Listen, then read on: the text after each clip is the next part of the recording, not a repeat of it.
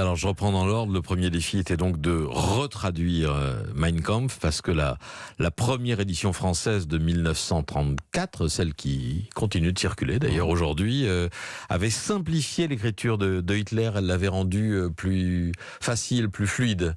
Oui, c'est ça.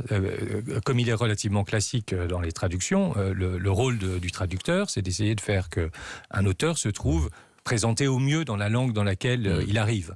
Et donc, parfois, le traducteur améliore le texte pour faire en sorte qu'il soit plus facilement lisible par le lecteur, en l'occurrence français.